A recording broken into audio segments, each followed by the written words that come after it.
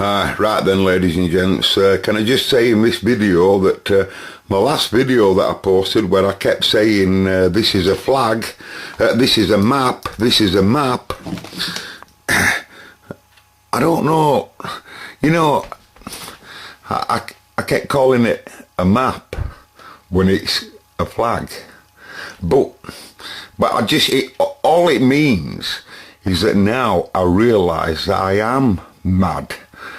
You know, not just some of you think I'm mad, that I really am. You know, there has to become a turning point in your life when you realise that you are absolutely mental. I suppose, you know, once you know, you know. It's important that you know. No, obviously you know what I mean. It's important that I know. Anyway, so, talking about mentalness, yeah, why have I done that? My mate George wants to know, probably some of your others do. This is a radio that, it's halfway through repair. Like a couple here that's here, you know, when I get round to them. There's two that very, very nearly, then two are so close, they're so close to being worldwide. But as they stand, they've just, I think they've both got two little issues, one each. And this is nearly identical. This has only got one issue, believe it or not, and it's in its FM detector. I'm actually working on it, or I was about 6 or 8 months ago, a year ago. Anyway, the point being, something always else seems to come in and take over, and seems to be more interesting. Because nearly all the 148 problems, I've done most of them, although I must have got stuck on this. But anyway, beside the point, right, I posted this video, folks, only yesterday, and I had to take it all back down again because I'd made a right balls up. I'd got the edits wrong, and I'd got one of the edits at the back end when it should have been further on in, and it just made me really sound like I am absolutely mental in that video. So I thought, well, I best not post that, so I did post it. Then I looked at it, and then I realised, and I took it back down again. Anyway, so what this is for, folks, with the hot glue there, is just to give it a bit of support so that I can, you know, mess around. While I'm going through this box, while I'm going through this box here, right, that's just full of Cobra 148s that's been converted to up and down. A digital frequency counter were added, and it used to go up and down in 10kc segments, a conversion. And cut a long story short, can't really show you much about that, but the point being is the channel selectors on them Cobras was no longer required any longer.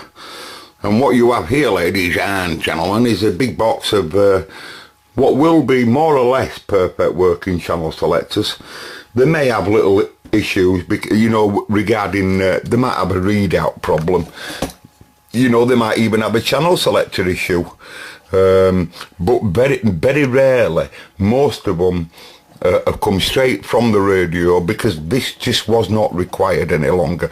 The LED readout and the channel selector coder were just not required for them. So what we have here is a big box, ladies and gentlemen, of Mark 1 and Mark 2 148 Cobras, or Superstar 360 FM channel selectors and readouts. Now some of them obviously come with other conversions that other people have done, you know. Lots of these proms are all programmed up and all ready to roll. There's loads of them, you know, and you know, like I say, some of them are more or less complete, some of them are not complete, some of them are just in little bits. But the point being, ladies and gents, I really do think it's and I've said this for a while. I mean, when I need a selector or something for a 148, obviously I'm going to go to this box, obviously. But, you know, it's a 3900 one, that one. But the point being, these are really, really difficult part to find. They really are. If you want the original part for a Cobra, you know, and, you know, where are you going to get one of these? And I says to myself, so it's all right for me, but there's two bonuses there, Mr. Cobra Man. Number one, you're not going to need all of them yourself, surely, if you don't mind me calling you Shirley. And number two, when I have put them up for sale on the eBay before, they have sold. They've sold for more than £15 if I allowed them to go into an auction. So then I started, I think I put 3 or 4 up for £15, buy it now, and they went. But of course I tested them all and cleaned them all up. They're not like you see there.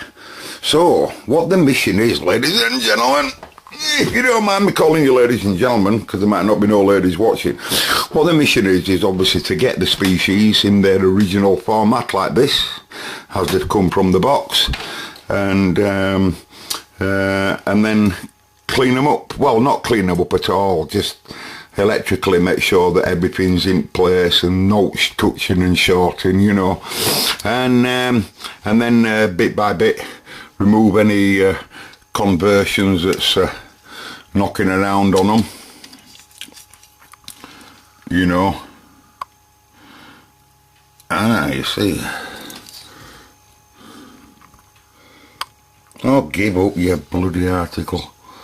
You see, look, that's from a Mark II, but the same selectors for Mark 1 or Mark 2. But we need to be able to, you know, rather than pulling front off and messing around, you're going to end up pulling a wire off somewhere.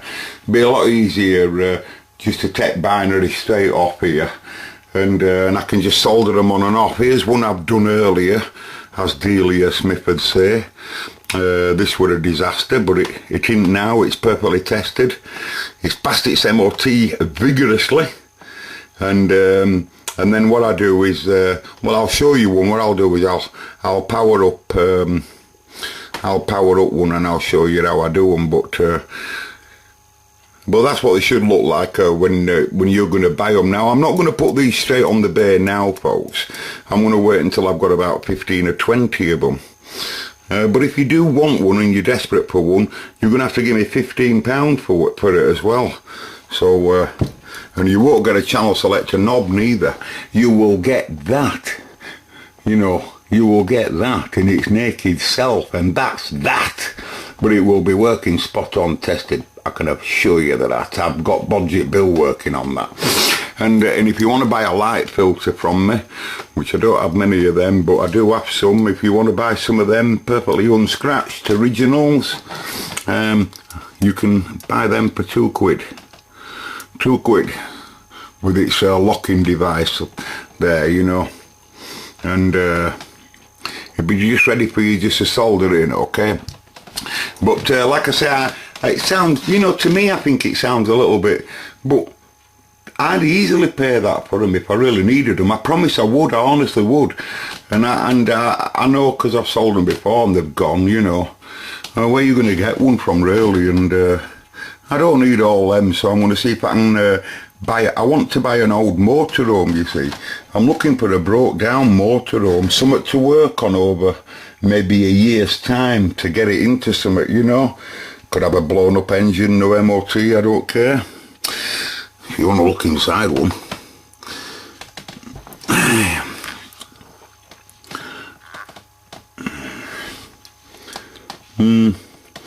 You know, I said to my mate the other day, I says, why don't I just buy an old diesel tranny van, something with a nice body on it, that sits up nice and high, a nice tranny van that sits up now, 2.3 diesel or something. Notice how they're double-sided print on the switch part, on the wiper switch part, but different track on both sides. And cut a long story short, you know, you could convert it there. You could buy an old caravan, a scrapper at scrap price, whip out its sink unit, its fridge unit, just its worktops, make all new cabinets. You could make all new cabinets. You know, if you're going to make it for yourself, you could design a bed how you want it bed to fold, and you've seen them how they do it on telly. Well, I'm sure I could do it if I spent a year trying. Anyway, that's how they work basically, and then they slot together. They all slot in there like so, and all them wiper fingers that you see there, obviously 5 of them on each one, make all the connections. or should I say 5 on that side and 5 on the other, because obviously it's a complete double switch, a complicated switch. But basically all it is counting up, you know, just counting up digits in reality. It's like counting up to a number, a binary number in weight numbers when it, after, well, that's what the PLL input pins see. But anyway, I'll sort that, folks, and I'll show you it up and running. Okay, you obviously understand how it's done anyway now. Right, so it's always easier to start on the scruffy ones first, and then you feel like you're making something out of rubbish. Now, if you look here, if you noticed how the LED readout on this species looks like it's going further in, it's because whoever's someone at some point, excuse me, someone at some point has had this readout out. You can clearly see that, and basically as they've you know, as they've set it back in, basically they haven't squared up the they haven't squared it up first. You know, so you have a situation, you know, where it's never going to get it to look, you know, and also once it's in radio itself, it'll be cockeyed as well. And also, if you look at the damage on the pins here, you can see that the last, if someone looks like they've had the actual channel selector itself out, you can clearly see that they've damaged all the track on nearly most of the pins, you know, these two bottom rights here. You know, a lot of these, they're damaged now, you know, these two at top left, they look a bit dodgy, don't they? You know, they look atrocious, you know, how they should look. I'll give you an idea. You know, you can clearly see track going to them and that there's no connections that shouldn't be connecting together and stuff like that. That's how they should be. But anyway, but the point being, just because of the, that's why he's had to obviously put that wire, that link wire there, because it damaged it. And it's probably solder sucker kickback, non-experienced solder sucking. There can be a bit deadly solder suckers on this type of board, but still at the end of the day, there's no need for that. Anyway, so, but the top panel, that LED, I'll bet you like, if he's gone to trouble to put the LED in, chances are LED will be with us. And the top panel itself will clean up right. So I'm going to steal him, I'm going to whip that top panel off there, and I'm going to put it onto this fella here that needs a readout. But I'm just going to take all that off there, you know, and because this bottom panel, once I remove all of this lot, like it'll tidy up all right. Well, that, ladies and gentlemen, does seem a lot of trouble, I suppose, really, but it's quite quick, really, once it's in vice. Okay, I'll show you. Okay, here's Andy Tip 276-229. Andy Tip 2276229. It's not for Andy, this is for anybody, it's just an Andy tip. If you, I've run out of my normally big solder roll braid here, solder braid, and I normally have this in 2 sizes, but I've run out of it. It's quite expensive and all, but the point being, it's a lot cheaper buying it in a bigger roll like that, so now I'm on my smaller stuff for a bit. This is bloody expensive, and it's not as good a quality as Tony over there. So here's Andy Tip, whatever number I said it was. Get some flux. I'd rather you don't use plumber's flux. It can be corrosive to some components, but this is proper radio flux, but it's old-fashioned type style. I've had it since I were a fetus.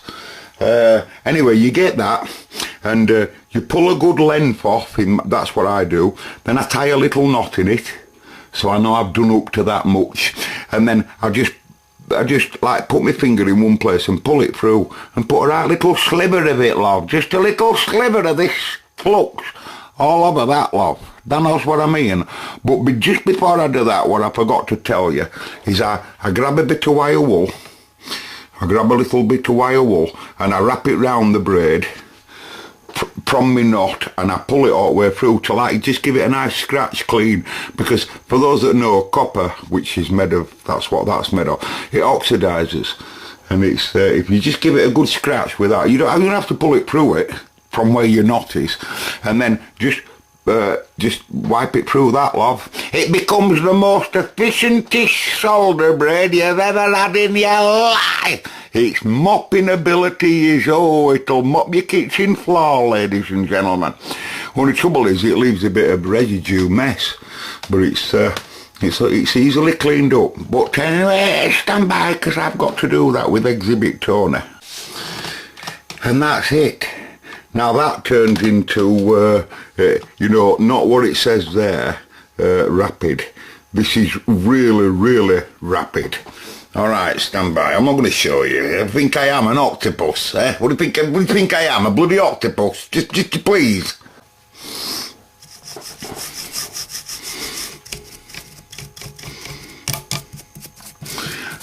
The hills are alive. Oh, for Christ's sake, that's another week for Sean off work. He's not allowed to sing on your YouTube banner. Not while Sean watches. If Sean lets you know that he's having a week on holiday, then, can crack out and sing.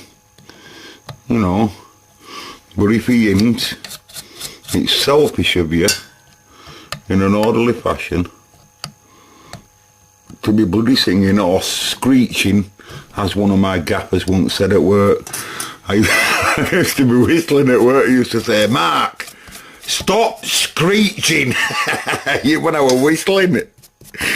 Oh, I'm not, Derek. I'm not. I'm whistling. You're not. You're screeching. Knock it on the bleeding head. Shut up, Derek. He won't be with us anymore, what, Derek? He was a star. He had hands like friggin' shovels. No one messed with my mate Derek. That was in textile industry. Drop. Right, well, you can clearly see, like I can clearly see, it's looking a little bit better now, isn't it? Right, and you can really get to it. Obviously we'll make sure all these are straight and what have you and in place. Then we'll, like I say, we'll clean we'll do the same with these, remove all solder off this and what have you, and then clean it up. This sponge, by the way, that's here, that's glued on, is very, very crucially important that's there. It pushes up against front and just makes it, just keeps it all together in one place. So it's important. You'll notice that some don't have this, where it's either broke away or whatever. It's important that that's there, so those that's got it glued on, they have to be just cleaned up and put back as they should be. Okay, I'll show you this species. I'll show you this species after I've had a cup of tea, up and running and producing some frequencies. Stand by. Okay, so one of the first things I've obviously just removed this readout from one of them. I might have put it back now, folks. Yeah, I must have put it back. But I've just removed this readout anyway, and got myself a top panel. Now, there's no point, folks, in just putting this straight in, because if you've gone to all that trouble to clean it up, it's a good idea just to give that a quick test, before you put it in there, right? So I'll be doing that, and it's dead easy to do. They're dead easy if you can just bear in mind that there's just two halves to that. I once made a video of this before, but they are very simple. They're just two halves, so you've got your tens, if you like, and your units at the other end here. So you've got exactly the same there as what you've got at this side, basically. And all the negatives, or the cathodes to every one of them, or anodes, depending, because some of them, some of the readouts use a positive readout, and some of them use a negative type LED, So it's important to know which type you're using. But basically all it is the supply rails go opposite way around. But in this case, all I think it's the cathodes, are all tied to deck, with just one common. So there's one common for that side, that whole side, and one common for this side. And usually dimmer controls tend to work off of them. And that way the dimmer control doesn't have to work on every one of the positives, i.e. 1, 2, 3, 4, 5, 6, 7, 8. 8 positives on that side and 8 on that side. They wouldn't have to do that, you see. So all the dimmer control text counter just what's going on in the negative part. Because like all else, without a positive and a negative, the circuit won't work.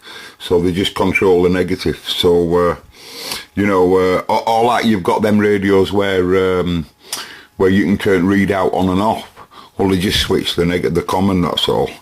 Anyway, so, and that's like, so you see A1, A2, A3, A4, blah, blah, blah, blah. They're just because that's all you've got coming out at one side of there. And you can always distinguish which is which, because if you look at the face of the animal, can you see the indentation there at the bottom?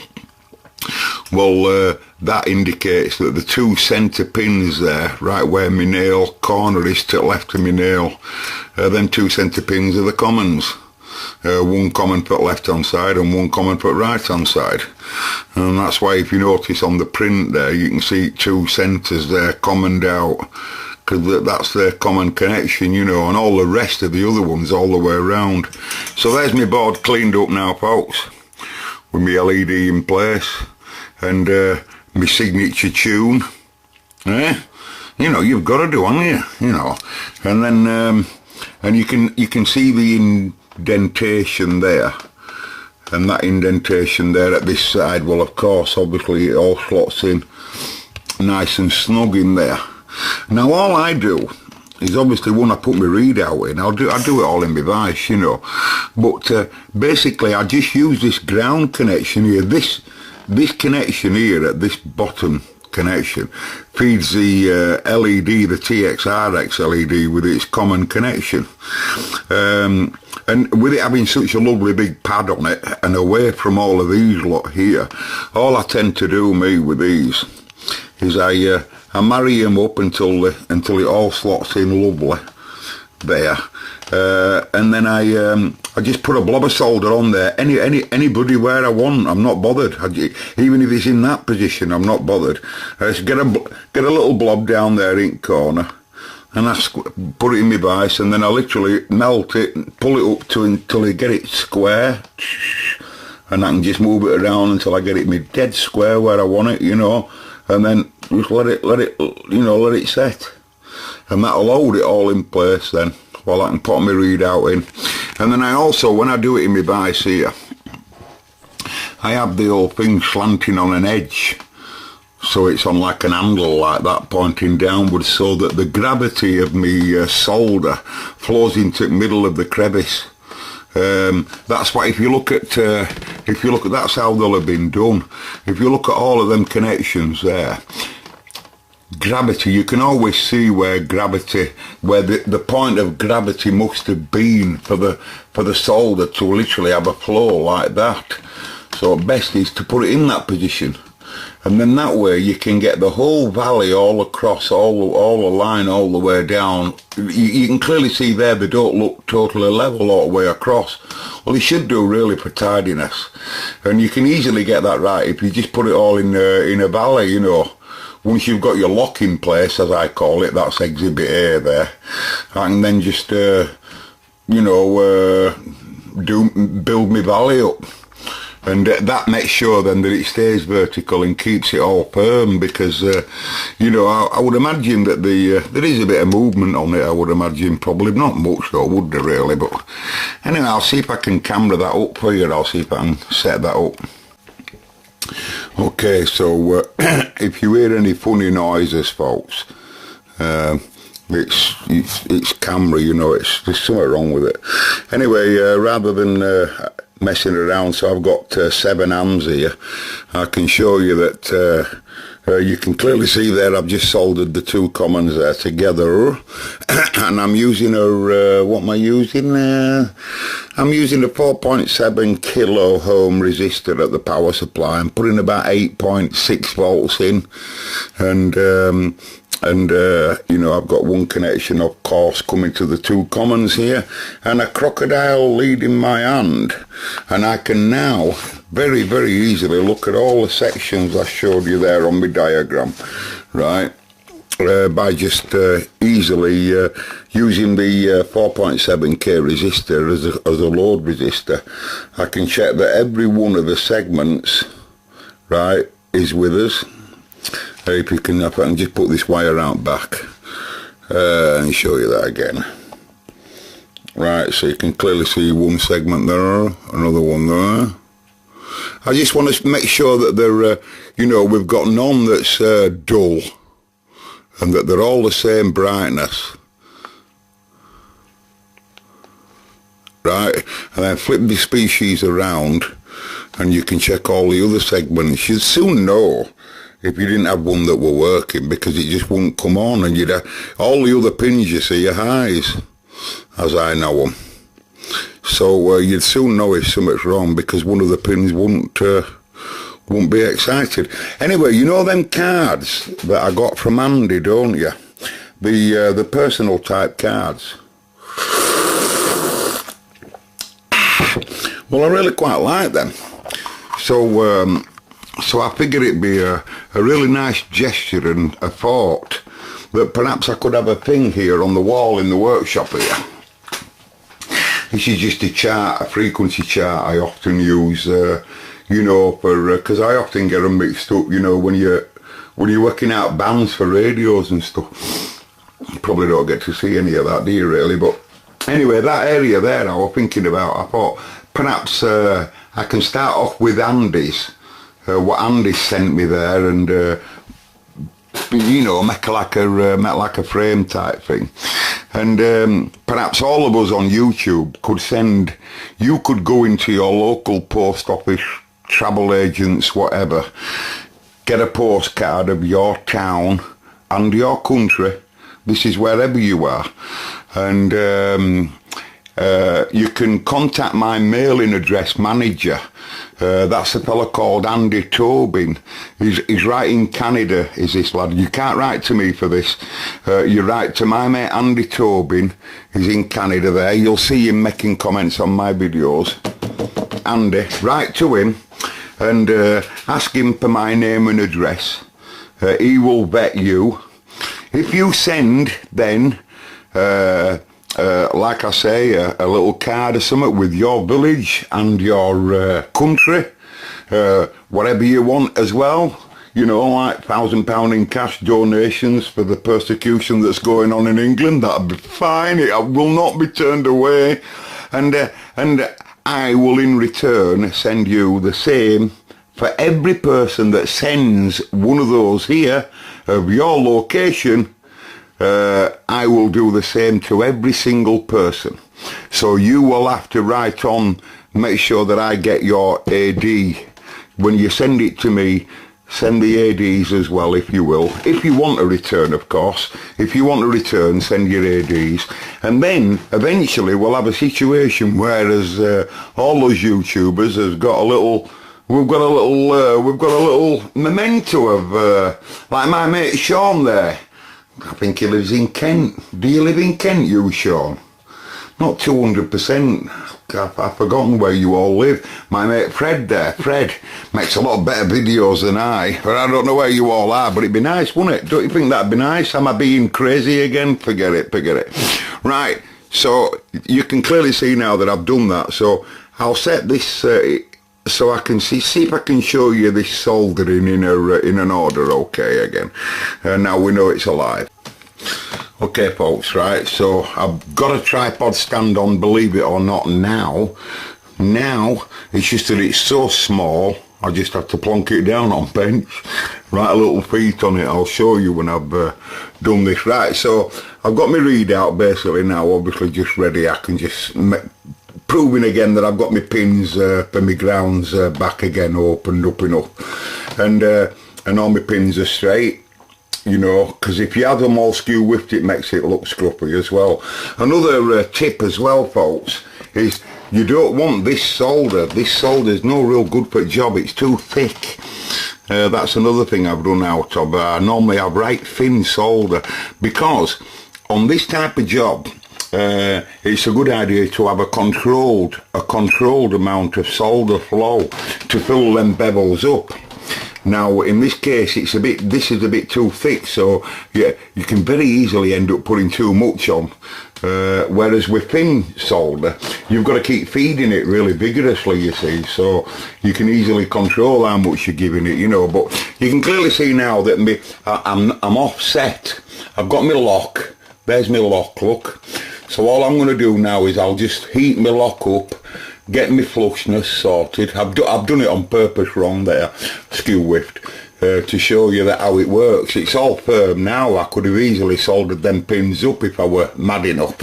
So I'll just use my lock, square it up, you know, make sure I'm flush at this corner, you know, and this corner's right here. Square it up with my lock and then do the treble. So let's see if I can show you that on cam. Just stand by, folks. Just so bloody impatient you are, makes you bloody annoying. Right now it's a bit tricky because when I want to put my I want to put my hands here really, but I think I'd be able to get away with it. So will you be able to see? Stand by. I think tripod probably could do with it being a bit higher, but I'd like you to show you the flow, you see. So I think I'm going to leave it about there. Right. Oh, you bloody article of a camera.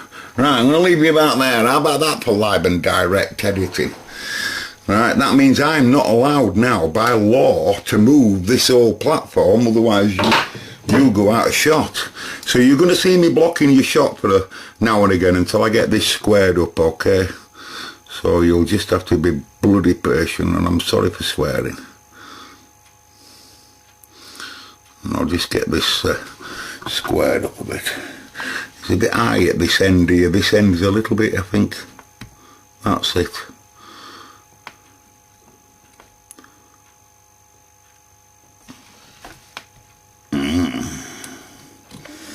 Right. Let me just check Q. It's not too bad, are you? I think you can clearly see there. Right, let me see. Maggie. That's the zoom of the magnet. You remember $6 Million Man, don't you, folks?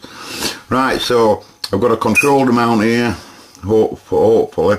And I'm going to put a little bit more bevel on it, folks. I like a little bit more of a pitch on here. I'll reset. I'll make sure that you're calibrated back up. I still don't know whether I'm happy with that.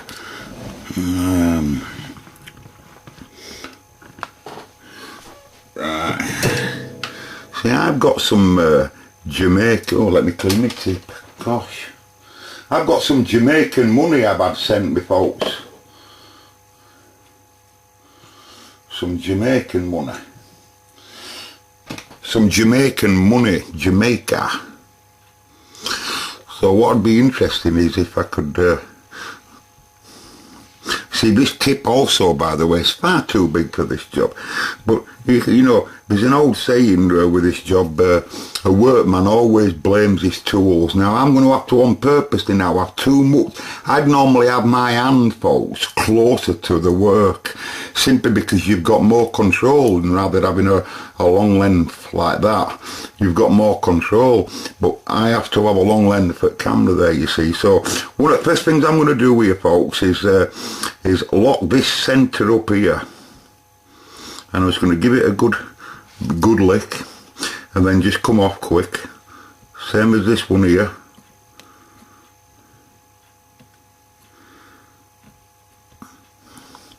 That's a little bit too thick, is that one, but it's alright.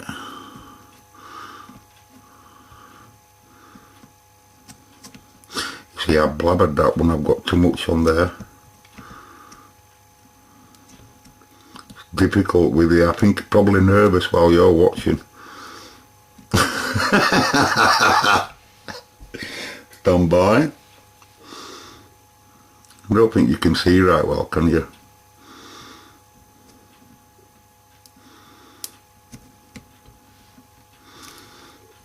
I bet you can't.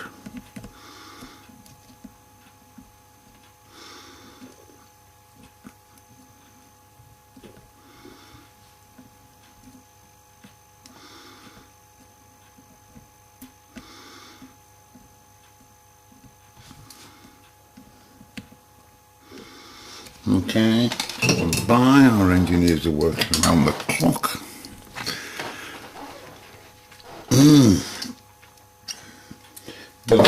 But quite nice to have a little plaque on the wall.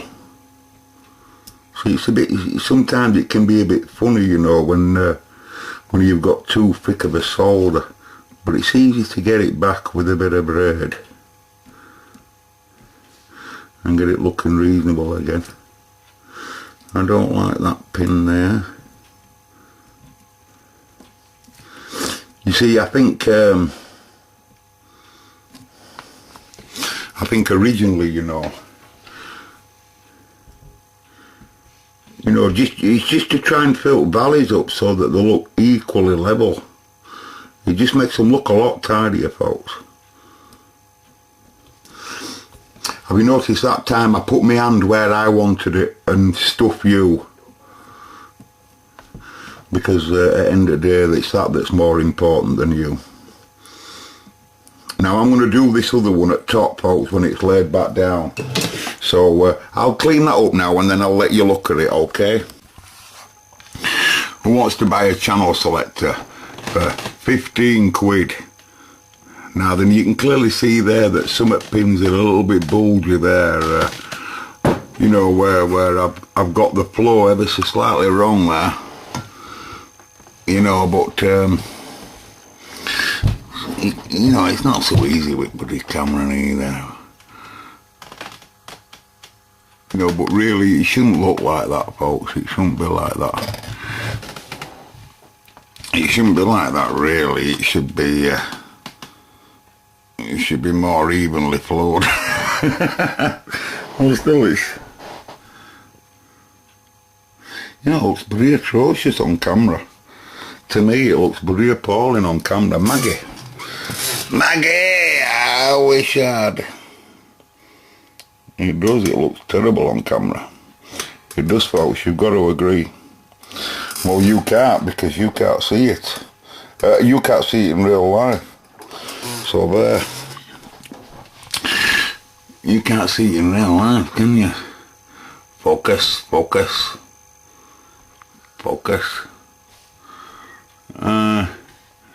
Anyway, we're going to power it up. In the next video, we'll work it up, put some titty straight to them, and we'll give it a lens cover and wake it up. Not necessarily needs a lens cover, but you see that everything fits okay. It's bound to do, obviously. Why wouldn't it not? Anyway, I'll be back. I'm sorry, folks, about this long and drawn out winded video. Yeah, that's some Jamaican money I got sent, look, or whatever. I've collected it anyway in my travels. I haven't been to Jamaica, so you know. Aye. What's it worth? Probably bugger all. What is it worth, that? 5 quid? 50? Is it 50 Jamaican dollar? Anyway, basically, folks, this radio, like I say, it's one I've been working on ages ago. I'll get back to it eventually. So I've got my channel selector that I've made up here, there.